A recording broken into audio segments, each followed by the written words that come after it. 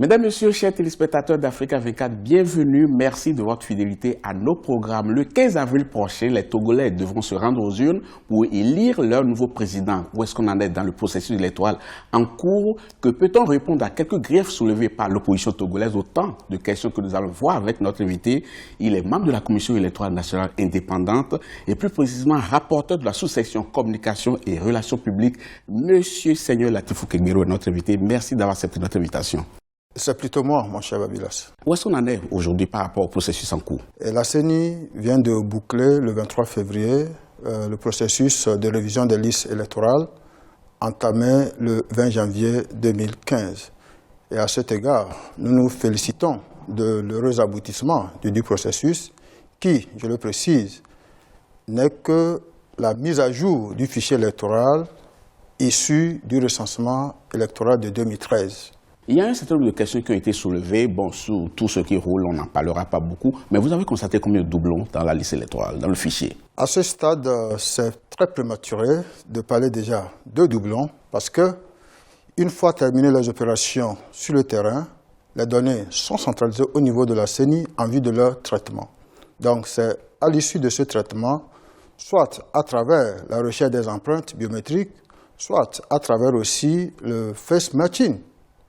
J'allais même dire la combinaison des deux méthodes, c'est à l'issue de cela que nous serons en mesure de vous dire, en termes de production de fichiers électoraux provisoires, que tel doublon ont pu être repérés et soustraits donc de la base de données.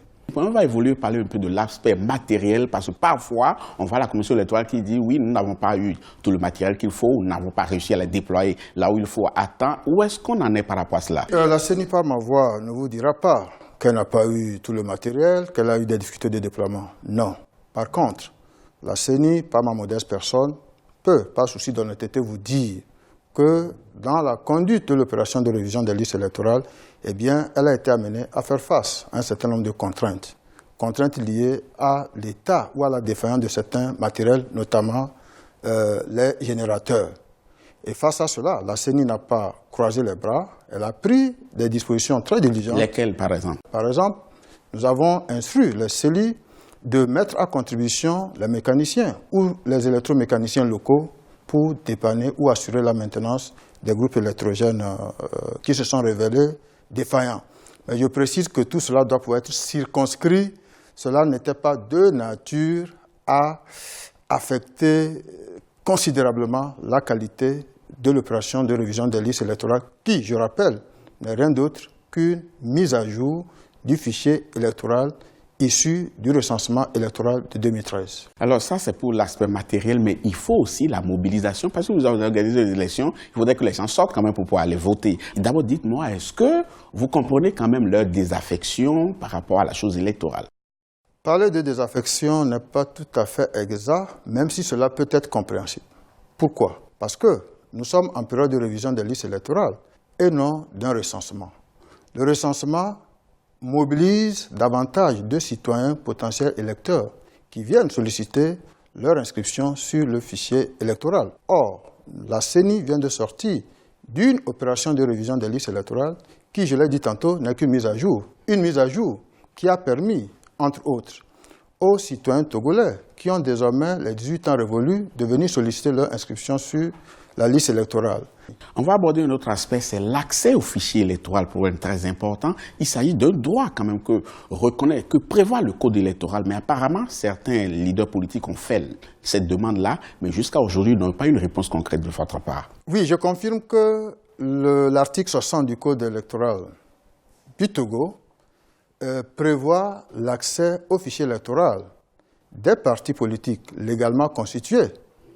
Ce droit d'accès est reconnu également au ministère en charge de l'administration territoriale. Bien entendu. Mais avant de répondre à votre question, je voudrais rappeler qu'au plan mondial, la protection des données personnelles est une préoccupation. Ce n'est pas de cela qu'il s'agit ici. En témoigne les dispositions de l'article 12 de la Déclaration universelle des droits de l'homme. Vous n'allez pas me dire que vous allez vous réfugier derrière la protection des données personnelles pour ne quand même pas répondre à cette demande-là. Je voudrais simplement dire qu'il est important de rappeler que la CENI, soucieuse d'organiser des élections respectueuse des standards internationaux. Oui, mais c'est ce qu'on dit souvent, hein, quand bien même on trouve beaucoup de choses à reprocher après. Si vous permettez, ne peut se soustraire de ces considérations. Mais pour finir, je reviens... Vous n'allez pas finir. Non. Vous allez plutôt répondre maintenant à ma question. Je répondrai à votre question en disant que les dispositions de l'article 60 méritent peut-être une clarification sémantique. Laquelle? Avoir droit d'accès ne veut pas dire avoir droit à une mise à disposition. Maintenant... Dans l'un ou l'autre des cas, en tout cas, ils n'ont rien eu. Jusqu'à la date d'aujourd'hui, ils n'ont rien eu. Oui, bien évidemment, vous comprenez que, au regard de tout ce que j'ai dit en premier concernant la protection mondiale même des données personnelles, c'est difficile de voir la CENI se risquer à mettre entre les mains d'un parti politique. J'ajouterai, même légalement constitué... Vous êtes en train de faire une autre interprétation alors de ce que prévoit le code électoral. Selon vous, l'accès aux données par rapport au fichier électoral, ça prévoit quoi alors concrètement? Justement, nous en sommes là parce que il est attendu qu'un décret organise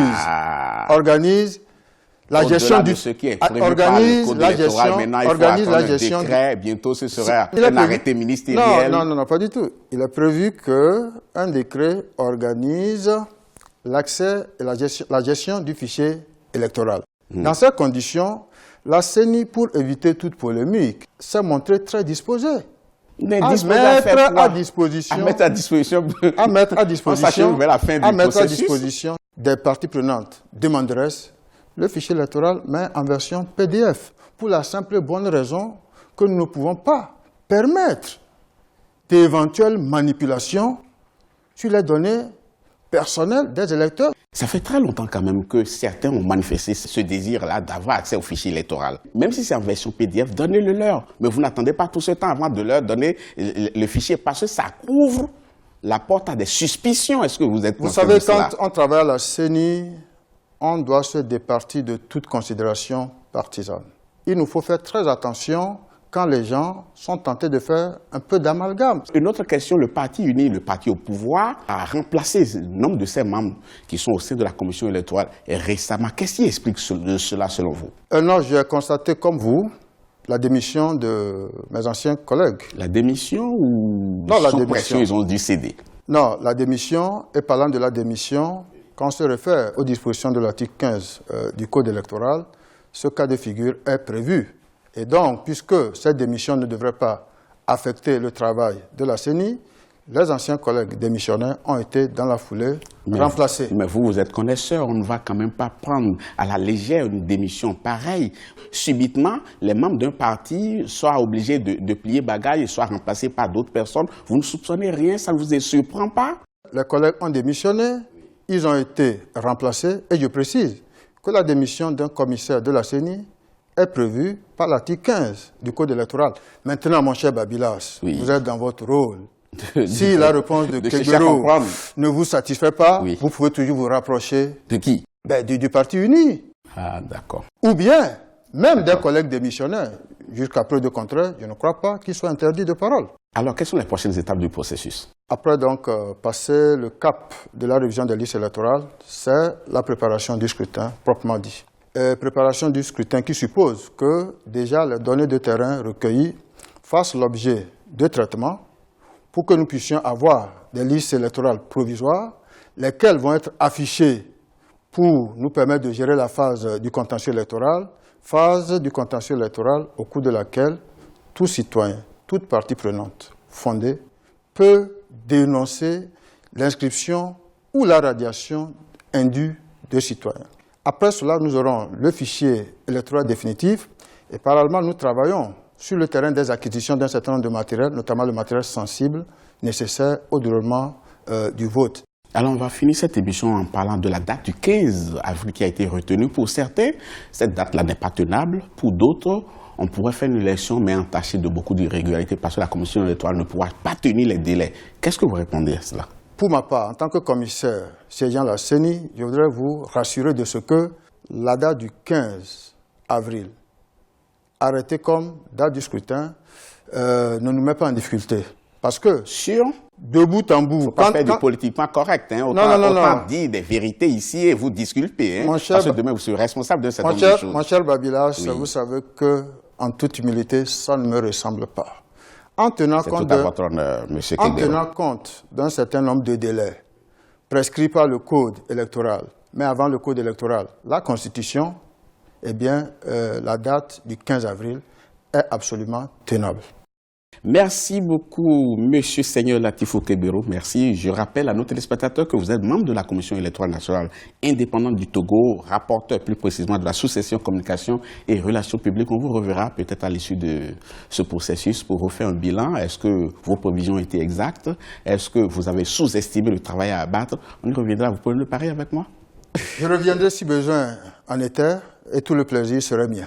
Merci beaucoup. Quant à vous, chers téléspectateurs, nous sommes à la fin de cette émission. Merci beaucoup de l'avoir suivi. Nous vous donnons rendez-vous très bientôt pour un autre numéro de cette émission. À très, très bientôt.